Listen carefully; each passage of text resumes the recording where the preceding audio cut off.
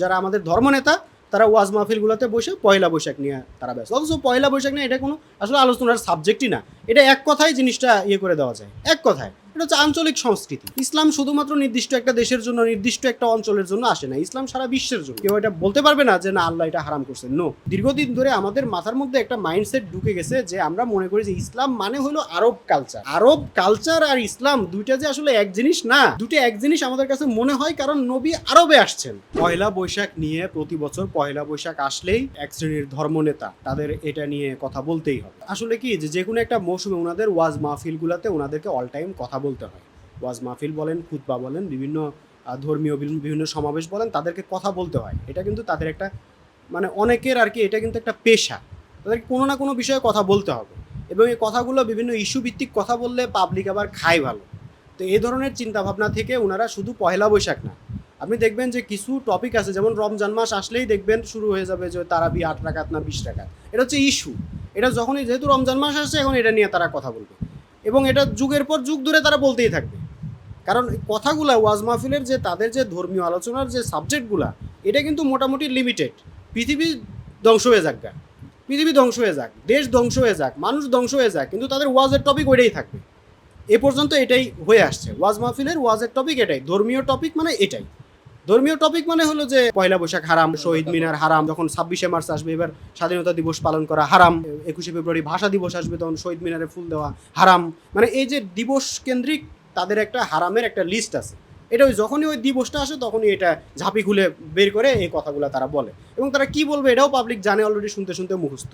তো আসলে এগুলা ব্যাপার হচ্ছে কি, যুগের সাথে সাথে মানুষের বাস্তব সংকটের সমাধান দিতে পারে না বলেই তো মানুষ আজকে ধর্মকে শুধুমাত্র ওয়াজ মাহফিলের বিষয় হিসেবে ফালায় রাখছে, ধর্মকে শুধুমাত্র মসজিদ মাদ্রাসার বিষয় হিসেবে ফালায় রাখছে। এই জন্যই তো, কারণ মানুষ বাস্তব সংকটের বাস্তব কোনো সমাধান ওনাদের কাছে পায় না। মানুষ এখন কি পয়লা বৈশাখ নিয়ে মানুষের কোনো মাথা ব্যথা? মানুষের কি এখন পয়লা বৈশাখ নিয়ে কোনো মাথা ব্যথা? মানুষের কি এখন ওই যে 26শে মার্চ শহীদ মিনারে ফুল দেওয়া কি ফুল দেওয়া না, এগুলো নিয়ে কি কোনো মানুষের মাথা ব্যথা?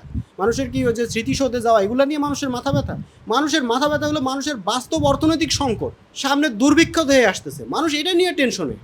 এটা নিয়ে তাদের কোনো, এটা কি হারাম না হালাল এগুলো নিয়ে তাদের কোনো, তারা এই কথাটা বলতেছে না যে সুদ হারাম, সুদ নিয়ে তাদের কোনো কথা নেই। অথচ এই সুদের, এই সুদ ভিত্তিক অর্থ ব্যবস্থার কারণে আজকে শোষিত হইতে হইতে দরিদ্র মানুষ আরও দরিদ্র হইতে হইতে আজকে বেকার হইতে হইতে হইতে তারা আজকে মানে ভয়াবহ একটা সিচুয়েশনে তারা পৌঁছে গেছে। সামনে দুর্ভিক্ষে এই মানুষগুলা লক্ষ লক্ষ মানুষ না খেয়ে মরার দশা। এই সুদ, এই পুঁজিবাদী অর্থ ব্যবস্থা, এটা নিয়ে তাদের কোনো মাথা ব্যথা নেই।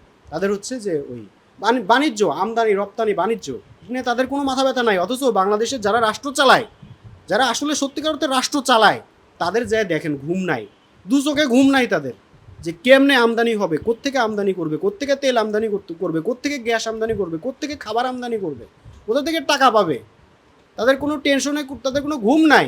আর আমাদের হুজুরদের তাদের মাথা ব্যথা ওই যে ওয়াজে ওই পয়লা বৈশাখ, পয়লা বৈশাখে কি হারাম কি হালাল কি মুখোশ কি, এগুলা নিয়ে তারা পড়ে আছে। মানুষের বাস্তব সংকটের কোনো সমাধান তাদের কাছে নেই। এই জন্য মানুষের বাস্তব সংকট নিয়ে সমাধান কাদের কাছে আছে? বাস্তব সংকটের সমাধান আছে যে আমাদের যারা স্কুল কলেজ বিশ্ববিদ্যালয় থেকে যারা ডক্টরেট নিয়ে যারা বের হচ্ছেন, যাদের ধর্মকর্ম নিয়ে কোনো মাথা ব্যথা নাই, যারা হচ্ছে যে সেকুলার আইনের বিশেষজ্ঞ, সেকুলার অর্থ ব্যবস্থার, এই যে মানবরচিত অর্থ ব্যবস্থা, সুদভিত্তিক অর্থ ব্যবস্থার যারা বিশেষজ্ঞ, এই বাণিজ্য ব্যবস্থার যারা বিশেষজ্ঞ, যারা এটাকে পরিচালনা করতেছে, তারা মানুষের এই সমস্যাগুলো নিয়ে ভাবতেছে, তারা এটা নিয়ে কথা বলতেছে, মানুষও তাদের কথা শোনার জন্য যাচ্ছে, তাদের কথাকে সিরিয়াসলি গুরুত্ব দিচ্ছে। আর এই যারা আমাদের ধর্মনেতা, তারা ওয়াজ মাহফিলগুলোতে বসে পয়লা বৈশাখ নিয়ে তারা ব্যস্ত। অথচ পয়লা বৈশাখ নিয়ে এটা কোনো আসলে আলোচনার সাবজেক্টই না। এটা এক কথায় জিনিসটা করে দেওয়া যায়, এক কথায়। এটা হচ্ছে আঞ্চলিক সংস্কৃতি। ইসলাম শুধুমাত্র নির্দিষ্ট একটা দেশের জন্য, নির্দিষ্ট একটা অঞ্চলের জন্য আসে না, ইসলাম সারা বিশ্বের জন্য। আল্লাহর কোরআন সারা বিশ্বের জন্য, নবী সারা বিশ্বের জন্য। কাজে ইসলাম কোনো নির্দিষ্ট একটা সংস্কৃতির জীবন ব্যবস্থা না। ইসলাম এমন একটা জীবন ব্যবস্থা যে জীবন ব্যবস্থায় পৃথিবীর সকল সংস্কৃতির, সকল ভাষার, সকল কালচারের, সকল খাদ্যাভ্যাসের, সকল জাতির মানুষ এই ইসলামে ঢুকতে পারবে, এবং নিজ নিজ সংস্কৃতি কালচার নিয়েই ঢুকতে পারবে, কোনো অসুবিধা নেই। নিজের পোশাক, নিজের খাদ্যাভ্যাস, নিজের মানে সব কিছু নিয়েই কিন্তু ইসলামে ঢুকতে পারবে, কোনো অসুবিধা নাই। তাহলে ইসলাম কি? ইসলামটা কি? ইসলাম হচ্ছে ওইখানে শুধু একটা মূল একটা মানদণ্ড নির্ধারণ করে দেয়। মূল একটা নীতিমালা নির্ধারণ করে দেয়। সেটা হচ্ছে যে তোমার যার যার আঞ্চলিক সংস্কৃতি, আঞ্চলিক যত উৎসব আছে তোমরা করো, কোনো অসুবিধা নাই। যত নববর্ষ আছে, আচ্ছা আমাদের বাংলাদেশের নববর্ষ বাংলা নববর্ষ, আরেকদিকে যে ইংরেজরা করবে ইংরেজ নববর্ষ, ওই আরবরা করবে আরবি নববর্ষ, অন্যান্য জাতিগোষ্ঠীগুলো সব জায়গায় কিন্তু প্রত্যেকটা জনগোষ্ঠীরই জাতিগোষ্ঠীরই কিন্তু নববর্ষ আছে। তো যার যার নববর্ষ পালন করবে, সমস্যা নাই। ইসলাম এখানে শুধু নির্ধারণ করে দিছে, আপনি কোরআন খুললেন দেখবেন যে অপচয় হারাম, অপব্যয় হারাম, অশ্লীলতা হারাম। কাজে আপনি যত খুশি আপনি উৎসব করেন, অসুবিধা নাই, অপচয় করতে পারবেন না, অশ্লীলতা করতে পারবেন না। ব্যাস, এখন আপনি যত সকল সংস্কৃতির মানুষ তার নিজ নিজ উৎসব পালন করুক, কোনো অসুবিধা নাই, নববর্ষ পালন করুক, অপচয় করতে পারবে না, অশ্লীলতা করতে পারবে না। ওই নববর্ষের নামে আপনি অশ্লীলতা করে বেড়াবেন, এগুলো চলবে না। অশ্লীলতা বাদ দিয়ে আপনি শালীন ভদ্রভাবে আপনি আপনার সংস্কৃতি আপনি পালন করেন। কেউ এটা বলতে পারবে না যে না আল্লাহ এটা হারাম করছেন। নো, হারাম না, হারাম না। এখন সমস্যা হচ্ছে কি, আমাদের দীর্ঘদিন ধরে আমাদের মাথার মধ্যে একটা মাইন্ডসেট ঢুকে গেছে যে আমরা মনে করি যে ইসলাম মানে হলো আরব কালচার।